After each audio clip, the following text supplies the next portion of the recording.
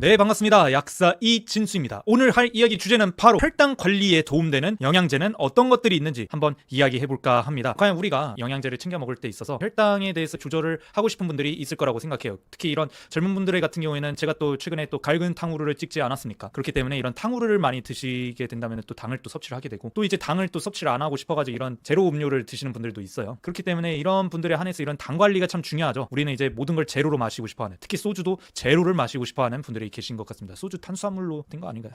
알코올 성분인데. 혈당 관리 참 어려운 문제인 것 같아요. 당뇨 관리를 들어가기 위해서 우리는 혈당 관리를 어떻게 해야 되는지, 그 이야기에 대해서 간단하게 넘어가 보도록 하겠습니다. 쉽지 않은 혈당 관리 도대체 어떻게 해야 되나라는 이야기를 주시는 분들이 계셔요. 이런 혈당 체크까지 하면서 저희가 관리를 하기는 참 쉽지 않겠죠. 웬만하면은 우리도 이렇게 바늘을 사용하지 않고도 우리가 그냥 당뇨약을 드시는 데 있어서 어려움 없이 드실 수 있게 하는 것이 중요할 것 같은데, 이 쉽지 않은 혈당 관리 과연 어떻게 이 관리를 해야 되나, 이 이야기를 한번 해볼까 합니다. 그래서 원리를 먼저 알아야죠. 혈당이 조절되는 원리는 포도당이 핵심이 될 수가 있는데, 우리가 포도당, 이런 당류, 이런 설탕이나 과당, 그 다음에 모든 당을 포함해서 이 당이 들어오게 된다면은 혈당량이 증가를 하게 됩니다. 그러면은 우리 몸속에 피에 흐르는 당이 증가를 하게 된다면은 이자에서 베타세포인 인슐린이 분비가 됩니다. 그렇기 때문에 인슐린이 분비가 돼서 간과 세포에 작용을 하게 되는데, 간에서는 포도당이 글리코겐으로 전환하는데 명령을 내리기도 하고요. 그 다음에 세포에서는 포도당을 소비할 수 있게, 즉 세포가 포도당을 끌어들어와서 세포 안에서 포도당을 사용할 수 있게 소비를 촉진을 시키게 됩니다. 너무 떨어지면 안 되니까 이제 이자에서는 또 조절을 하기 위해서 이제 알파세포인 글루카곤을 분비를 하게 됩니다. 그렇게 해서 혈당량이 계속해서 적당한 양으로 유지할 수 있게, 이 과정 정말로 단순하지만 정말로 어려운 일이라고 생각할 수가 있게 됩니다. 그렇게 해서 이자에서 인슐린이 분비가 되고 포도당이 글리코겐으로 전환하는데, 이 과정이 원활하게 이루어져야 된다는 거죠. 그렇게 해서 이제 혈당 조절의 핵심은 바로 인슐린이 잘 분비가 되어야 한다는 겁니다.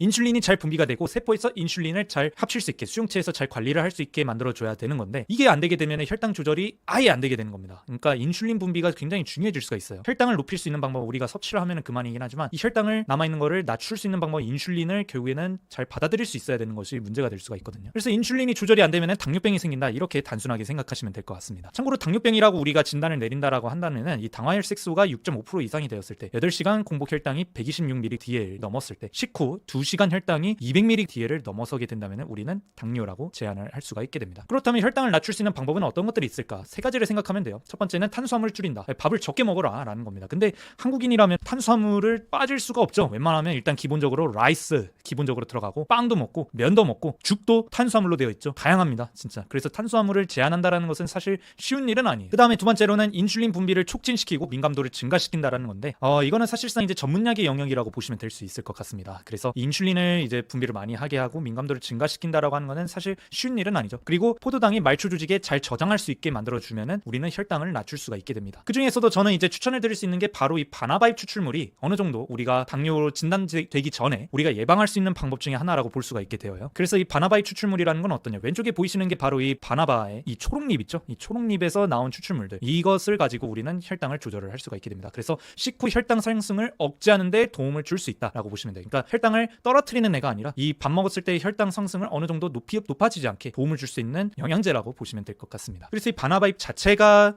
그 작용을 한다기보다는 이 코르술산 있죠, 이 성분 자체가 혈당을 높이지 않게 막아줄 수가 있게 된다라고 보시면 되고, 하루의 섭취량은 0.45에서 1.3mg으로 되어 있습니다. 그래서 이 바나바잎 추출물은 어떻게 작용을 하느냐라고 보시게 된다면은, 이 포도당이 어느 세포 안으로 들어가기 위해서는 이 글러트4의 작용이 굉장히 중요해질 수가 있게 됩니다. 그렇기 때문에 이 글러트4의 작용을 도와서 세포 내로 포도당이 흡수될 수 있게 용이하게 만들어주게 됩니다. 그렇게 해서 이 코르술산이 어느 정도 이 글러트4 트랜스로케이션을 작용을 할 수 있게 해주어서 인슐린의 분비에 따라 포도당을 빨리 흡수를 할 수 있게 만들어줄 수가 있게 된다라는 거죠. 그렇지만 이 바나바잎 추출물을 아무나 드시면 안 되게 됩니다. 첫 번째로는 이 당뇨약을 드시는 분들 한해서는 어느 정도 영향을 주지 않기 위해서는 영양제를 드시지 않는 것을 권고드리고, 약물과의 상호작용도 있을 수가 있어요. 그 다음에 고혈압약을 드시는 분들에 한해서도 바나바잎 추출물을 드시는 것은 권고드리지 않고 있습니다. 그 외에도 이제 항히스타민제인 팩소페나딘이나 아니면은 플로로키놀라 항생제, 뭐 레보플록사신이나 아니면 시프로플록사신, 이런 항생제들도 어느 정도 상호작용을 일으킬 수가 있고, 항암제나 결핵약인 리팜핀, 그리고 고지혈증약인 스타틴을 드시는 분들에 한해서는 바나바잎 추출물을 드시지 않는 것을 저는 권장해드리고 있어요. 그렇다면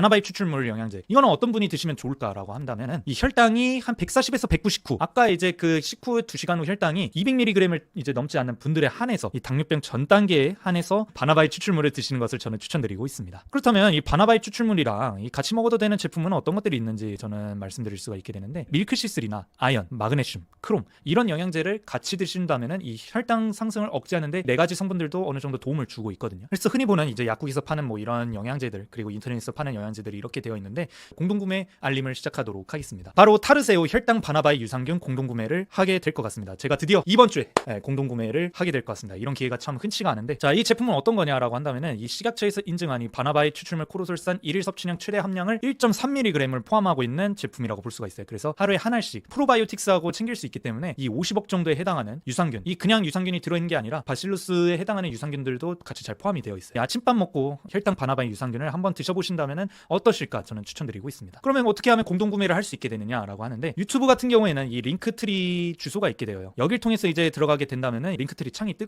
거거든요. 그러면은 거기에 이제 혈당 바나바이 유산균 배너가 있게 됩니다. 그 배너를 눌러서 이제 들어가시게 된다면은 구매를 할 수 있게 되고요. 인스타그램 같은 경우에도 이 링크트리 부분이 있습니다. 이 부분을 가지고 이제 공동구매를 할 수가 있게 되고, 틱톡 같은 경우에도 이 링크트리를 타고 들어갈 수가 있게 됩니다. 공동구매 기간은 7월 9일 화요일부터 7월 11일 목요일까지 진행이 되게 되고요. 공동구매 가격은 한 박스에 49,000원으로 이제 구매를 할 수가 있게 되고, 세 박스를 구매할 경우에는 78,000원, 6박스를 구매할 경우에는 149,000원에 구매를 할 수 있게 됩니다. 이왕 이제 사 드실 거면은 이렇게 세 박스나 6박스를 통해서 선물을 하시거나 본인이 드셔주시면 좋은 결과가 있지 않을까라고 생각할 수가 있게 돼요. 그래서 평소에 탕후를 많이 먹는다, 평소에 좀 단 거를 좀 많이 드시는 주변 분들이 계신다면은 혈당 바나바이 유산균을 추천해드리면 어떨까 저는 추천해드리고 있습니다. 참고로 이게 쿠팡에서 지금 파는 금액이거든요. 한 박스에 54,000원, 그리고 세 박스에 108,000원인데 저 같은 경우에는 한 박스에 39,000원, 세 박스에 78,000원에 기간 안으로 구매를 하실 수가 있게 됩니다. 기회를 놓치지 않으셨으면 좋겠어요. 그래서 이 혈당 바나바이 유산균 많은 구매 부탁드리고요. 그래서 쉽지 않은 혈당 관리 바나바이 추출물로 한번 시도를 해보는 게 어떠신가 라는 이야기를 드리면서 저는 이번 영상을 마무리하도록 하겠습니다. 구독과 좋아요, 알림 설정까지 같이 해주신다면 제가 영상을 만드는 데 있어서 정말로 크나큰 힘이 될 수 있을 것 같습니다. 지금까지 약사 이진수였고요. 다음 영상으로 찾아뵙도록 하겠습니다. 안녕.